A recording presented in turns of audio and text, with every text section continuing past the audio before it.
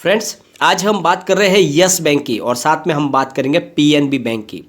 Yes bank से निकल कर आई है बहुत ही धमाकेदार खबर। यस बैंक के नेशनल हेड निखिल सैनी ने दिया है बहुत बड़ा बयान। उनके कहने के अनुसार यस बैंक ने अपनी राह चुन ली है जो आगे जाके यस बैंक को बहुत ज़्यादा ऊपर लेके जा सकती है। तरक्की की राह पकड़ ली है यस बैंक ने। तो क्या है वो रास्ता जो यस बैंक ने अपनाया?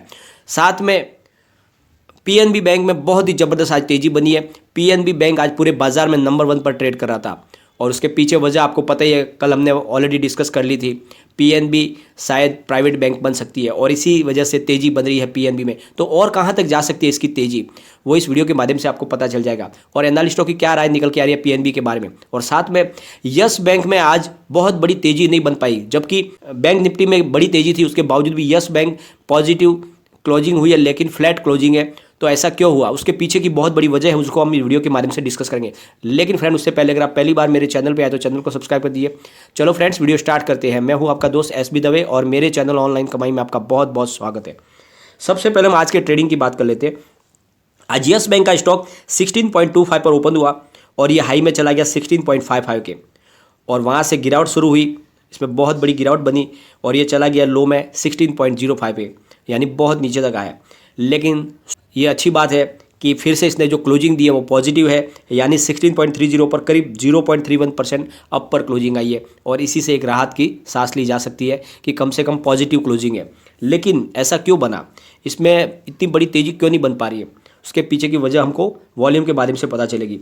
आज बीएससी में 1 करोड़ 80 लाख का वॉल्यूम हुआ और सामने 39.43% की डिलीवरी उठाई गई है। और एनएससी में 10 करोड़ 76 लाख का वॉल्यूम हुआ है और सामने 43.73% की डिलीवरी उठाई गई है।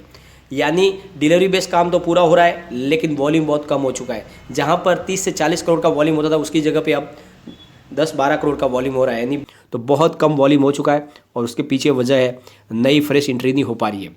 जो भी म्यूचुअल फंड है उन्होंने अभी तक अपनी इसमें फ्रेश बाइंग शुरू नहीं की है और इसी वजह से इसकी प्राइस भी नहीं बढ़ पा रही है। प्राइस एक ही जगह पे स्ट्रगल कर रही है और इसके टेक्निकल लेवल भी यही बता रहे हैं। टेक्निकल लेवल में इसमें बहुत ज़्यादा तेज़ी का संभावना नहीं बन रही है लेकिन स्टेबल दिख रहा है। अगर इसके हम पिवट लेवल को एक बार चेक करके देखेंगे तो पता चलेगा कि क्या पोजीशन इसकी बन सकती है प्राइस की। तो यहाँ से अगर गिरावट होती है तो पहला सपोर्ट है इसका 16.08 का। अगर स्टॉक उससे भी नीचे जाता है तो सेकंड सपोर्ट है 15.92 का और उससे भी नीचे जाएगा तो फिर 15.63 तक जा सकता है। यानी गिरावट में 15.63 तक जा सकता है। और अगर यहाँ से तेज़ी बनती है तो कहाँ तक जा सकता है, तो जो पहला इसका टारगेट है वो 16.53 का है, सेकंड टारगेट है 16.82 का और थर्ड टारगेट है 16.98 का। तो मतलब ये तेज़ी में 16.98 तक जा सकता है। यानी अभी भी ये 17 को क्रॉस करना इसके लिए थोड़ा मुश्किल हो रहा है और जब तक ये 17 को क्रॉस नहीं करेगा इसमें बड़ी तेज़ी नहीं बन सकती, क्योंकि अभी फिलहाल ये डाउनफॉल की तरफ है। और इसके पीछे जो वजह बन रही है वो है इसका लो वॉल्यूम। और वॉल्यूम लो इसलिए हुआ है क्योंकि इसमें फ्रेश अभी बाइंग नहीं शुरू हो रही है और लोगों ने नेगेटिव जो माहौल बनाया था उसका असर हो रहा है। लेकिन जो अभी न्यूज़ निकल कर आई है बहुत ही दमदार है, बहुत ही पॉजिटिव है और हमको जोश में भरने वाली है। Friends, agriculture supply chain and trade finance startup Origo commodity जो 8500 करोड़ के वेयर हाउसिंग एसेट को मैनेज करती है, जिसका कारोबार 12 राज्यों में फैला हुआ है और वो अपने कारोबार को बढ़ाने के लिए उसने यस बैंक के साथ में कारोबार को एक पार्टनरशिप के तहत काम किया। यानी यस बैंक से लेने जा रही है वो 75 करोड़ का कर्ज। और ये जो कर्ज है ये दोनों के लिए एक जीवन दान के बराबर है, क्योंकि कर्ज की संख्या बड़ी है और इससे आने वाले समय में यस बैंक को भी बेनिफिट मिल सकता है। ओरिगो कमोडिटीज इस कर्ज से कोविड-19 के दौरान डिस्टर्ब हुए अपने कारोबार को फिर से पटरी पर लाएगी। ओरिगो कमोडिटीज 12 राज्यों में संस्थागत निवेशकों के साथ मिलकर काम कर रही है। ओरिगो कमोडिटीज कृषि क्षेत्र में सुधार और कृषि वस्तुओं को सुरक्षित करने, साथ में वेयर हाउसिंग में सुधार करने और साथ में अपनी सप्लाई चेन को दुरुस्त करने के लिए इस रकम का इस्तेमाल करेंगे। ओरिगो कमोडिटीज़ के को फाउंडर सुनूर कौल का कहना है कि हमने जो यस बैंक के साथ में संबंध जोड़ा है यह आने वाले समय में एग्रीकल्चर कम्युनिटी के लिए बहुत ही ज़्यादा फायदेमंद होगा। हमें यकीन है कि यह रकम सप्लाई चेन को ज़्यादा मजबूत करेगी। और यस बैंक के national head government banking Nikhil Saini का कहना है कि हम कृषि क्षेत्र में वित्त सलाहकार और टेक्नोलॉजी सपोर्ट देने के लिए वचनबद्ध है। कृषि क्षेत्र में हमेशा सप्लाई चेन और वेयर हाउसिंग का खास रोल होता है, इसके बिना कृषि क्षेत्र को नुकसान हो सकता है। और इनको मजबूत करने के लिए हम पूरा सहयोग कर रहे हैं।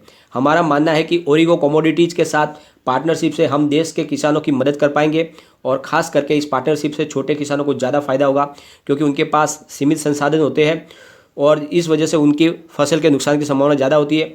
और तो इस तरह से यस बैंक किसानों की मदद कर रही है और साथ में अपने बिजनेस को भी नए आयाम दे रही है। यानी एक तरह से वो किसानों की मदद करेगी ओरिगो कमोडिटी के साथ टाई अप करके, और दूसरी तरफ उनके कारोबार की सेहत भी सुधरेगी। तो इस तरह से यस बैंक लगातार बहुत सारे अलग अलग सेक्टर में कारोबार को अपने फैलाने की कोशिश कर रही है, क्योंकि जिस तरह से ये एक कर्ज दिया गया है, ये कर्ज यस बैंक के लिए संजीवनी के बराबर है, क्योंकि इस समय यस बैंक को अपने कारोबार को विस्तार देना है और इसलिए ज़रूरी है कि बहुत सारी बड़ी संस्थाओं के साथ में वो जुड़े। और ये जो इसके पैसे है, इसमें एनपीए बनने की कोई संभावना नहीं है, क्योंकि ये जो एग्रीकल्चर जो स्टार्टअप है, इसमें ये किसानों से संबंधित और खेती से संबंधित कारोबार करने वाली कंपनी है, इसमें एनपीए बनने की संभावना बहुत कम है। और इसलिए यस बैंक अब ऐसे कारोबारियों को ही लोन देना चाहती है जो एनपीए न बनाए उनके लोन को। तो इस तरह से जो डिसीजन लिया यस बैंक ने बहुत ही शानदार है, तारीफ़ काबिल है, इसलिए ये हमें इस निर्णय को वेलकम करना चाहिए। और जिस तरह से यस बैंक लगातार अपने कारोबार को बढ़ाने की कोशिश कर रही है, वो आने वाले समय में यस बैंक के स्टॉक के लिए बहुत शानदार होगा। अगर इसके कम्युनिटी सेंटीमेंट की बात करेंगे तो 86% लोग बाय की कॉल दे रहे हैं, 9% सेल की कॉल है और 5% होल्ड की कॉल है। तो 86 और 5 को जोड़ेंगे तो 91% लेना पसंद कर रहे हैं, यानी अभी भी लोग इसको लेना पसंद कर रहे हैं। लेकिन सबसे बड़ी बात यही है कि जो बड़े जो फंड घराने हैं, जो म्यूचुअल फंड है, उन्होंने इसमें अभी तक खरीदारी शुरू नहीं की और इसी वजह से इसकी प्राइस अभी तक बढ़ नहीं पा रही है। लेकिन आपको ज़्यादा डरने की जरूरत नहीं है। और जिस तरह से बैड बैंक का जो सपना साकार होने वाला है, उसकी वजह से उसका एनपीए खत्म हो जाएगा और उसके बाद में इसमें बहुत ज़्यादा तेज़ी का माहौल बनेगा।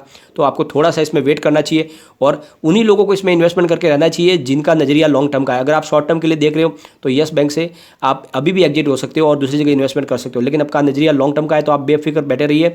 ये आने वाले समय का मल्टी बैगर स्टॉक है, मैं हर बार बोलता हूँ, आज भी बोल रहा हूँ आपको। अब हम चलेंगे पीएनबी की तरफ। आज पीएनबी ने ज़बरदस्त परफॉर्मेंस दिखाई है। पीएनबी का स्टॉक आज पूरे बाजार का नंबर 1 बन के निकला है और वॉल्यूम के मामले में पूरे बाजार में फर्स्ट नंबर पे था। और सबसे बड़ी बात, अभी इसमें और तेज़ी की संभावना बन रही है। सबसे पहले कारोबार को देख लेते हैं। आज पीएनबी का स्टॉक 38.50 पर ओपन हुआ और हाई में चला गया 41 के, और ये लो में गया 38 के, और एंड में जो क्लोजिंग दी है वो 40.30 की, यानी ऊपर की तरफ क्लोजिंग है, 5% अप क्लोजिंग है, यानी कल भी इसमें तेज़ी की संभावना पूरी बन रही है। और जिस तरह से बैंकिंग सेक्टर में अब तेज़ी बनी हुई है, ये पीएनबी आगे दौड़ सकता है। और आज इसकी बात करेंगे इसके वॉल्यूम से। वॉल्यूम ज़बरदस्त तरीके से बढ़ रहा है। करीब 1 महीने पहले इसका वॉल्यूम 15 करोड़ के आसपास था, 1 वीक पहले 19 करोड़ के आसपास था, और कल इसका वॉल्यूम 28 करोड़ का था, लेकिन आज इसका वॉल्यूम 41 करोड़ का है। यानी ज़बरदस्त तरीके से वॉल्यूम में बढ़ोतरी हो चुकी है। और इससे एक बात साफ जाहिर है कि पीएनबी बैंक में अब बहुत ज़्यादा तेज़ी बनने वाली है। और इसी को लेकर IIFL ने भी अपना टारगेट दिया है। उन्होंने बाय की कॉल दी है पीएनबी को लेकर और उनका टारगेट है 42 का। और मेरे हिसाब से लग रहा है कि बहुत जल्द वो 1 से 2 दिन के ट्रेडिंग सेशन में ये आराम से अचीव हो सकता है। और इसमें बड़ी तेज़ी दिख रही है, क्योंकि सरकार ने जो फैसला किया है 2 गवर्नमेंट बैंकों को प्राइवेट हाथों में सौंपने का, उसमें से एक नंबर पीएनबी का भी हो सकता है। इसी वजह से इसमें तेज़ी का माहौल बन रहा है। पीएनबी बैंक को प्राइवेट हाथों में सौंप दिया गया तो इसका और ज़्यादा अच्छे से इसका कारोबार बढ़ सकता है, और इस वजह से यहाँ तेज़ी का माहौल बन रहा है।